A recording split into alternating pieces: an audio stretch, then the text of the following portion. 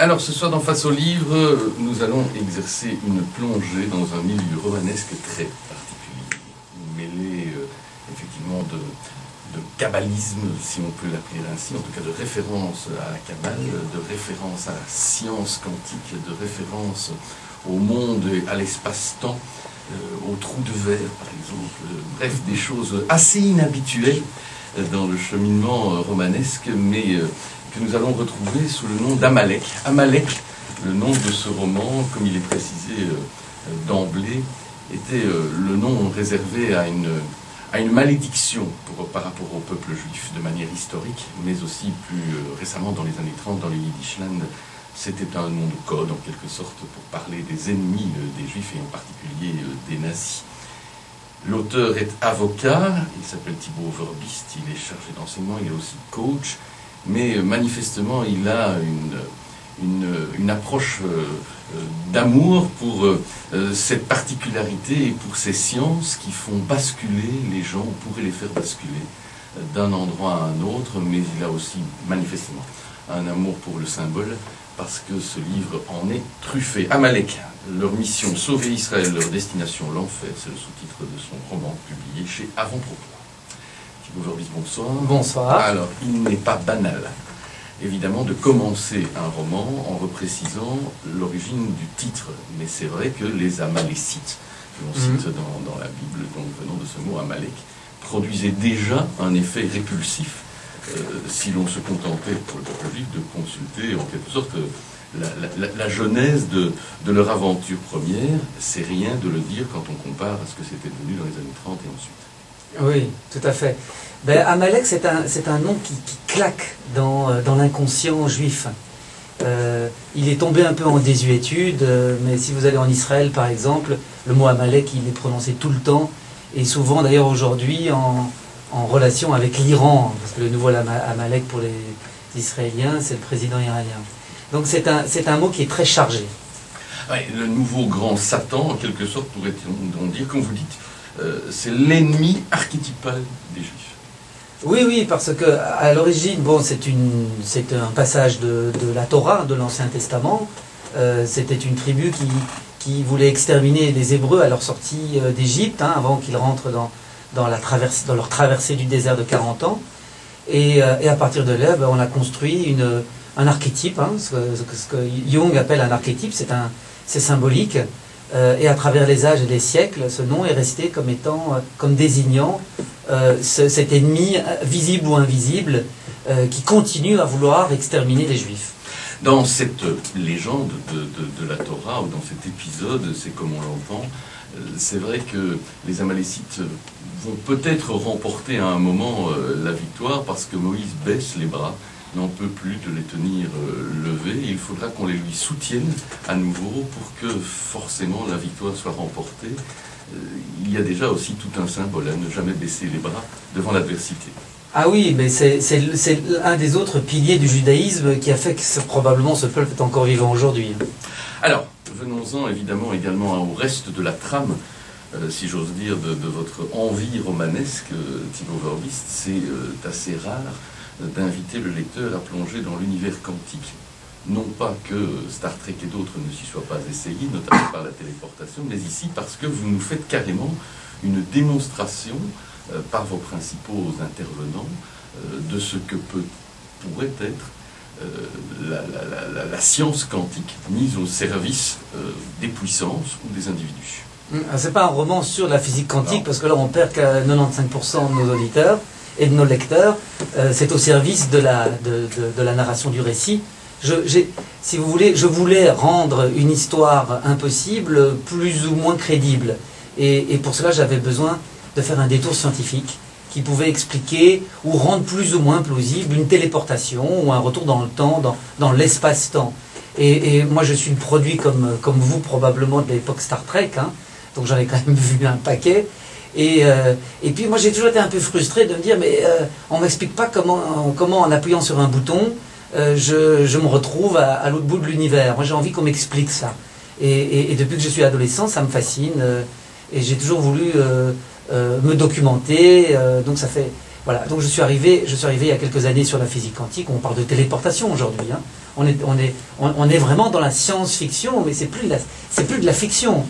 Et donc j'ai rencontré pas mal de physiciens en Belgique, en France, en Israël, qui m'ont expliqué que c'était pas du tout impossible. Alors ça prendrait encore quelques années, peut-être quelques décennies, beaucoup d'argent, etc.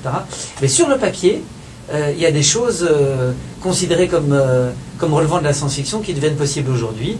Et donc voilà, donc j'ai été un peu plus loin que ce qu'on fait d'habitude en littérature. Mais c'est vrai que récemment encore, Jean-Pierre Luminet, astrophysicien, venait à ce micro nous expliquer effectivement que dans un certain nombre de plis, il se pourrait fort bien que de moments particuliers, des trous, les fameux trous de verre, permettent effectivement des passages, il disait, permettent peut-être sur le papier, rien n'est moins sûr, disait-il, pourra-t-on le vérifier, on n'en sait rien. Quoi qu'il en soit ici, de téléportation particulière, il va en être question, puisque chargé à un certain moment, revenons-en à ce sous-titre, chargé à un certain moment de sauver Israël, votre commando spécial, puisque dès les premières pages on se retrouve avec lui, se retrouve très rapidement plongé dans un lieu qu'il ne maîtrise pas, dont il ne reconnaît pas forcément les contours, il n'est pas là où il croit devoir être télétransporté, et il découvre cette plaque Oswiecim, Auschwitz. Ah ouais, voilà, donc on est tout de suite plongé dans le récit, et l'enfer déjà s'annonce dès le début.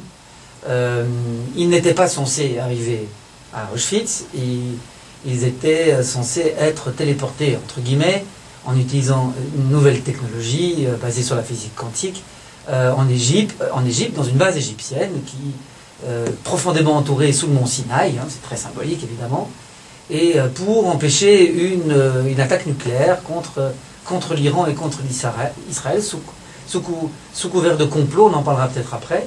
Et donc ils étaient préparés à cette mission-là, et ils n'arrivent pas à la destination prévue, ils arrivent à Auschwitz, et il leur faudra un petit temps avant de comprendre où ils sont vraiment. Ils vont comprendre qu'ils sont à Auschwitz, mais aussi dans un autre temps. Oui, un autre temps pour le coup, puisque scrutant en même temps ou juste avant de découvrir le nom et la plaque l'horizon, ce sont bel et bien des Mercedes-Benz, mais de la Waffen-SS qui viennent vers eux.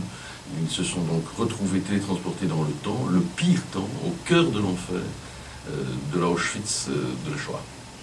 Voilà, donc c'est l'effroi. Est-ce que je rêve? Est-ce que c'est un défilé de nostalgie du Troisième Reich? Et très rapidement, ils vont devoir se rendre à l'évidence. Il s'est passé quelque chose qu'ils ne s'expliquent pas. Et ils débattent entre eux, mais ils n'ont pas de réponse. Mais ils constatent qu'effectivement, ils sont en 1943 et qu'a priori, il n'y a aucun moyen pour eux de revenir dans le temps présent, puisqu'il n'y a pas de machine en 1943. Et c'est là que commence la grande question. Hein. C'est y a-t-il un sens à tout cela d'abord, hein, et qu'est-ce qu'on est censé faire ici? Est-ce qu'on peut faire quelque chose? Et quoi? Eux, vous l'avez dit, hein, ils débattent entre eux. Eux, ce commando, c'est déjà tout un programme, parce que vous y avez réuni beaucoup de composantes diverses d'une société israélienne que l'on croit parfois très monolithique et qui ne l'est pas. Il y a là, par exemple, le juif orthodoxe, ou issu en tout cas des rangs orthodoxes des Haredim, de Mea Shearim, ceux qui, vous le rappelez, hein, ne croient même pas aux vertus de l'existence d'Israël. À côté de ça, il y a le pur produit du kibbutz, et il y a le druze, ce qu'on sait assez peu d'ailleurs, en termes d'existence de population. Ouais. Bref, vous avez réuni là un concentré d'une société israélienne avec ses tensions. Ah, la société israélienne, on peut dire ça de toutes les sociétés, hein, mais la société israélienne est méconnue, on va dire, parce qu'effectivement, on la voit à travers les médias, enfin pour ceux en tout cas qui ne connaissent pas le pays, et alors que c'est une société extrêmement divisée. Sur certains sujets, elle peut se rallier, mais quand on est dans le pays, il y a autant d'opinions que d'Israéliens, et beaucoup d'Israéliens disent d'ailleurs que c'est dans la tradition juive que de ne jamais être d'accord avec son voisin. Et une autre blague, c'est on dit souvent qu'il y a 7 millions d'Israéliens et 7 millions de premiers ministres. Donc c'était effectivement intéressant pour moi de dresser cette mosaïque. J'aurais pu en faire... j'avais l'embarras du choix, hein, sur les personnages, Alors j'ai voulu ne pas non plus tomber trop dans la caricature, et de rester aussi dans des personnages qui étaient romanesques. Hein. Donc tout ça est très arbitraire dans mon chef. Oui, bien sûr, et on rappelle bien entendu que si nous avons l'air de découper comme ça en secteur ou en pan votre récit, ça reste évidemment une fiction romanesque emmenée comme telle. Mais emmener des pans d'une société post-guerre, évidemment, c'est tout le défi, l'Israël d'aujourd'hui, dans un passé qui ne lui est commun que par la mémoire de la Shoah, parce qu'une bonne partie des populations qui peuplent Israël aujourd'hui ne sont pas issues, fort heureusement pour elles, de ces rescapés de la Shoah, des rescapés de la Shoah qui n'ont d'ailleurs pas toujours été, au premier temps, les mieux reçus du monde, même dans cette patrie qui pour eux représentait enfin un havre peut-être de paix. C'est un des sujets encore aujourd'hui les plus sensibles en Israël. Encore aujourd'hui, ça déchaîne des passions, ou parfois ça reste tabou d'ailleurs. Et donc là, moi j'ai pris une position assez confortable en fait. Comme j'avais 9 personnages, qui avaient tous des points de vue différents, des liens plus ou moins importants ou pas avec la Shoah, ben, je les ai fait simplement parler. Ils ont chacun une opinion, un vécu, par rapport à ces questions-là, qui sont fondamentales, hein, par rapport à l'existence de l'État d'Israël, avec des polémiques hein, très vives. L'une d'elles, qui ressort dans le récit, hein, c'est le lien de causalité, ou pas, entre la Shoah et l'État d'Israël. Alors certains vous sauteront à la gorge en disant « mais c'est évident que sans Shoah, eh ben, il n'y aurait pas eu d'État d'Israël », et d'autres vous sauteront à la gorge en même temps, en vous disant « mais c'est pas vrai, dans les années 30, il y avait déjà un embryon d'État qui ne demandait qu'à s'épanouir, et la Shoah n'a fait finalement que de ralentir les choses ».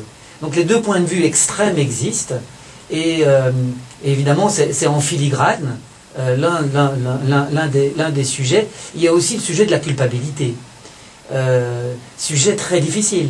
C'est que, et ils le vivent d'ailleurs les soldats israéliens dans le camp, hein, c'est cette culpabilité des Juifs d'Israël et des États-Unis par rapport à la Shoah qui se passait sous leurs yeux, et ils n'ont pas fait grand-chose. Est-ce qu'ils auraient pu faire plus? C'est la question qu'on se pose aujourd'hui. Elle est encore débattue. On sait que Ben Gurion a tenu des propos pendant la guerre qui ont fait froid dans le dos sur la nécessité ou pas d'aider les Juifs qui étaient en train de se faire exterminer. Et les Juifs américains qui n'osaient pas trop crier qu'il fallait sauver les Juifs d'Europe, de peur que l'on dise que c'était une guerre juive, et qu'ainsi l'opinion américaine se désolidarise de l'effort de guerre. Parce qu'on ne rappellera jamais assez, sans doute, l'antisémitisme très partagé de ce temps-là. Il est évidemment exacerbé jusqu'à l'horreur dans l'Allemagne nazie, mais c'est un antisémitisme ambiant qui remonte à des décennies avant, de la Russie tsariste aux États-Unis capitalistes, en passant par tous nos pays d'ailleurs. Alors aujourd'hui, on n'est pas conscient qu'aux États-Unis ou en Angleterre, hein, qui étaient les deux porte-avions de résistance du nazisme, sans eux, les nazis seraient peut-être au pouvoir aujourd'hui sur Terre, mais qu'à l'époque, l'antisémitisme était considéré comme relativement normal dans les médias. C'est impensable aujourd'hui, mais les grands journaux n'hésitaient pas à tenir des propos antisémites aux États-Unis et en Angleterre. Les caricatures, particulièrement visant le banquier juif responsable de beaucoup de malheurs, hein, ça nous rapprocherait d'une certaine actualité aujourd'hui nauséabonde aussi, ça fleurissait même dans une presse dite classique. Absolument, alors plutôt de droite, hein, mais pas d'extrême droite. Il y avait un antisémitisme de gauche. Oui, bon, voilà, effectivement. Mais tout ça pour dire que c'était une situation très délicate pour les Juifs des États-Unis, que d'être trop ostensiblement protecteur, entre guillemets, des Juifs d'Europe. Alors, ce commando, fictivement projeté en 1943 à Auschwitz, ne pouvant pas, a priori, revenir, doit donc se poser toutes ces questions. Aurait-on pu faire? Que pouvait-on faire? Fallait-il faire? C'est vrai que ces questions-là, ce sont des questions taraudantes qui taraudent aussi et d'abord les communautés juives, jusqu'à y compris, vous l'avez dit, dans l'immédiate après-guerre et aujourd'hui encore, y avait-il même moyen de rompre ce qui n'était pas de vraie solidarité, hein. Il y a aussi eu à un certain moment des rejets de la part de communautés bien établies dans nos régions par rapport à ceux qui fouillaient les pogroms polonais, par exemple, ou russes, et donc qui ne percevaient pas très bien la culture non plus. Ces vieilles oppositions, par exemple, entre séfarades et ashkénazes pouvaient encore exister. Oui, alors c'est assez peu traité quand même dans le roman, parce que ici on est dans le Yiddishland, hein, alors donc ces oppositions, enfin si, elles rejaillissent quand même dans le roman, dans le vécu des soldats israéliens, hein, oui, c'est quand l'une de mes soldates est yéménite d'origine, eh bien oui, son vécu est un vécu de yéménite, c'est-à-dire un vécu qui n'est pas facile en Israël, lorsque les yéménites sont arrivés dans les années 50, 60, ils appartenaient pas à l'élite de la classe israélienne qui était aux mains des Ashkénazes. Donc aujourd'hui, c'est encore une blessure qui existe, qui s'aplanit avec le temps, parce qu'il y a de plus en plus de mariages mixtes, qu'il y a de plus en plus de séfarades qui accèdent à des niveaux de pouvoir ou qui réussissent tout simplement dans la vie. Mais sociologiquement, on voit encore des différences aujourd'hui, il peut encore y avoir des frustrations. Donc oui, c'était aussi l'occasion de voyager un peu à travers cette société israélienne. Alors, que peut-on faire, et que peut-on faire dans les deux temps, les deux temporalités? On parlait au départ de complot, hein, parce qu'au départ, ils sont quand même, précisons-le, censés aboutir, vous l'avez dit, dans une base, on va dire, assez secrète égyptienne pour empêcher un grand complot qui viserait en quelque sorte à mettre à feu et à sang deux ennemis. Deux alliés d'hier, hein. On rappellera d'ailleurs qu'à l'époque du Shah, Israël, la Turquie et l'Iran étaient des alliés qui sont devenus depuis Khomeini les pires ennemis rhétoriques du monde. Ce complot, c'est le complot millénaire d'Amalek contre Israël. Oui, on peut symboliquement, en tout cas du point de vue israélien, ce serait vu comme ça. Maintenant, d'un point de vue, je dirais quasiment écuménique, ce que je trouvais intéressant, c'était cette alliance qui n'existe pas aujourd'hui, mais qu'on pourrait tout à fait imaginer. Une sorte d'alliance objective entre deux visions, deux religions qui sont devenues apocalyptiques et qui sont basées sur les mêmes textes. C'est le courant évangéliste qui est très apocalyptique, qui donc se revendique de l'Apocalypse de Saint Jean, et puis les sunnites, pas évidemment dans leur totalité, mais il y a énormément de mouvements sunnites, notamment en Égypte, qui annoncent le retour de Jésus. Alors ça c'est quand même intéressant, parce que nous occidentaux, souvent nous ne le savons pas, c'est que dans l'islam, Jésus joue un rôle très important.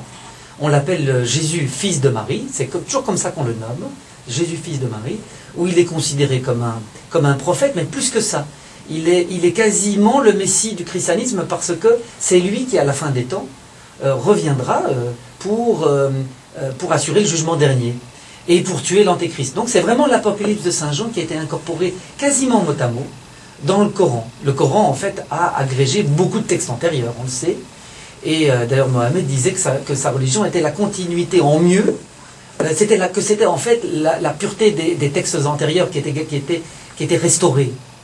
Et donc, pour lui, Jésus est ce Messie de la fin des temps. On retrouve ça dans le sunnisme. On le retrouve beaucoup moins dans le chiisme, parce que le chiisme met au centre de son système de croyance le Mahdi, qui joue un rôle similaire en fait, Messie, hein, qui joue un rôle similaire au Messie. Mais ils ont vraiment, les évangélistes et les sunnites ont aujourd'hui vraiment une vision très proche, parce que les deux pensent que sur la base des événements qui se sont déroulés au niveau mondial de ces dernières années, qui sont des événements pour eux apocalyptiques, hein, tsunami, Fukushima, etc., le sida, ils considèrent que tout ça, ce sont des signes annonciateurs du jugement dernier, de l'Armageddon, et les croyances sont rigoureusement les mêmes. Et donc j'ai trouvé intéressant d'imaginer un complot, c'est un peu à l'américaine évidemment, c'est un roman, hein, d'imaginer qu'est-ce que ça donnerait si ces deux mouvances s'alliaient. C'est vrai qu'on connaît mal, Thibaut Verwist, dans nos cultures, ces évangélistes. On les regroupe d'ailleurs en règle générale sous cette appellation coupole. Église évangélique, on ne voit pas trop bien ce que c'est, sinon parfois on associe ça à des rythmes de type gospel ou sister act, que l'on en parle en Afrique mais qu'on ne va pas les étudier de près. Ici, vous nous rappelez en l'occurrence que pour eux, rien ne vaut, à l'instar d'ailleurs des plus purs de Mehacherim qui contestent l'existence d'un État. Il faut que la fin des temps arrive pour qu'enfin soit érigé, bon, la Jérusalem céleste de l'Apocalypse de Jean, ou en tout cas la cité, l'État, la restauration de Dieu dans sa splendeur, ne peut se faire que lorsque les temps seront consommés. Donc précipitons-les. Oui, c'est ça. Alors ça, c'est aussi un sujet qui est tabou. Hein. Quelle est finalement la vraie motivation des évangélistes américains lorsqu'ils se déclarent sionistes? Quelle est leur vraie motivation? Et ça, c'est extrêmement tabou, c'est intéressant. En Israël, la plupart des gens se disent ce sont des gens qui nous aiment. Hein. Mais en réalité, il y a là une idéologie qui consiste à dire que Israël est le marchepied pour la restauration du royaume divin, qui suppose le jugement dernier, lequel suppose également que les Juifs auront un choix entre la conversion ou la mort. Donc, en fait, le plan final, c'est quand même pas hyper sympa pour les Juifs. Alors ça, c'est passé sous silence. Alors, en Israël, on peut en parler, parce que les gens sont... On peut parler de tout. Mais on sent quand même que c'est un sujet dont on ne parle pas dans la presse, par exemple. C'est un sujet diplomatiquement difficile, Oui. y compris forcément à certaines époques où la Maison-Blanche est occupée par les plus proches cohabitants, si j'ose dire, politiques de ces évangélistes. Ben oui. Que peuvent vos malheureux envoyés dans l'espace-temps, depuis Auschwitz en 1943, pour en quelque sorte déjouer ou dénouer ce qui pourrait être ce complot fatidique? Ben, ils sont bien conscients qu'à 9, ils ne pourront pas libérer seuls 80 000 personnes, puisque en 1943, on est vraiment au milieu de la Shoah. Hein. On est vraiment à mi-parcours, si je puis dire, de la Shoah en termes tout simplement de nombre de personnes exterminées. Il y a 80 000 personnes dans le camp. On est le firmament en termes de population, c'est la fin, début de l'été 44, c'est quand les Juifs hongrois ont été massivement déportés. Donc on est juste avant le maximum, mais on est quand même à 80 000 personnes. Auschwitz plus Birkenau plus les camps annexes. Voilà, c'est impossible de faire un soulèvement à 9 personnes. Par contre, ce qui eût été possible, c'était de faciliter la coordination d'un soulèvement généralisé. Alors là, ce n'est pas moi qui l'ai inventé, c'est que j'ai fait un travail de recherche, tout simplement. Enfin, j'ai fait un travail de recherche de type historique, où j'ai accédé à des fonds documentaires qui, notamment tous les procès-verbaux, des procès qui ont été faits des SS et des gardiens du camp d'Auschwitz, et plus d'autres documents qui viennent de la résistance polonaise, et qui montrent qu'il y a eu 4 tentatives de soulèvement généralisé du camp. Et qu'il était possible, comme ça a été le cas dans d'autres camps de concentration, de provoquer ce soulèvement généralisé. Au prix de milliers de morts, c'est évident, mais probablement en sauvant des milliers d'autres, sachant que la géographie du camp le permettait, puisqu'il y avait une évasion possible vers le maquis. Il y en a eu d'ailleurs, on l'ignore, mais dans les pires camps de la mort, il y a eu des évasions et donc des témoignages qui arrivaient pendant la guerre. Bien sûr, ici évidemment on parle d'une évasion massive.